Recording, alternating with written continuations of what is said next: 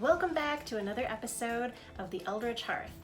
For this Fun Friday, I'm going to talk about the movies of the 70s and 80s that traumatized me when I was a kid. So my parents were incredibly protective of me. They watched over the movies that I was able to watch very carefully, and in fact, when I reached 13, I still couldn't watch PG-13 movies. Although I saw plenty of R-rated movies at slumber parties when I was a kid, technically I was not allowed to watch one until I moved out of the house at 17. That said, my parents had this weird idea that if a movie was on television, a made-for-TV movie, it must be okay, and therefore it was safe for me to watch. It was not. The first one I remember seeing is Kingdom of the Spiders from 1977 when I was a whopping 4 years old. It starred William Shatner as a veterinarian who was investigating a mysterious deaths in the area, which turned out to be from big spiders, and there were so many spiders in this movie. Lots of jump scares and creepy imagery, and in this photo, I think when I saw this, I was actually younger than this actress. And if you want to know why Generation X has existential dread, it's because of movies like this. This is how the movie ends. The scene begins with the stars of the movie looking out of the window and slowly pans out so you can see the entire valley that they lived in completely covered in spider webs.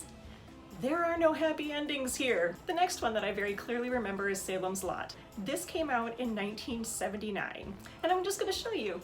This is what little Christy looked like in 1979 when I watched this movie. I had nightmares for weeks after this, and my parents couldn't figure out why. I mean, like, why? Like, this isn't a scary movie at all, right? Yeah, no, this scene still haunts my dreams, 100%.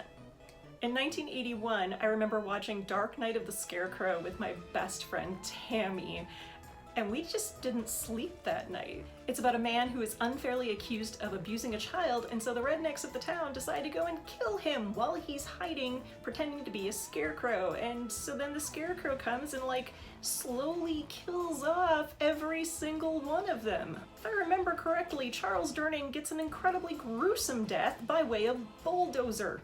Terrifying. Absolutely terrifying. But probably my favorite was Don't Go to Sleep from 1982. A family is haunted by the spirit of their dead child. But there's a scene with a pizza cutter, and the scene goes on for over a minute, so I'm not going to show all of it to you here. But the camera work on it is so well done, and it's so suspenseful and so terrifying. I've never gotten that scene out of my mind.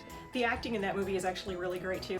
There's also some great directing choices in this, including the fall of a watermelon that is just beautiful. This entire movie, Don't Go to Sleep, is actually available here on YouTube. You can watch the entire thing. I rewatched it about a year ago and still had nightmares that night from this scene. I know that there were a lot of other terrifying TV movies from the 70s and 80s, like Don't Be Afraid of the Dark, Is There Someone in the House with You, and Trilogy of Terror, but some of those I've just never seen. So I'm thinking, as part of my annual horror movie watch, I'm going to start watching some. And then I'll come back here and give you a report on it. So if you have any of those movies that traumatized you as a child and you want to traumatize me now as an adult, please comment them below. I would love to hear about them. So that's it for this episode of The Eldritch Hearth. I hope that you have a wonderful weekend, and Dracula and I hope that you will come back on Tuesday for another episode.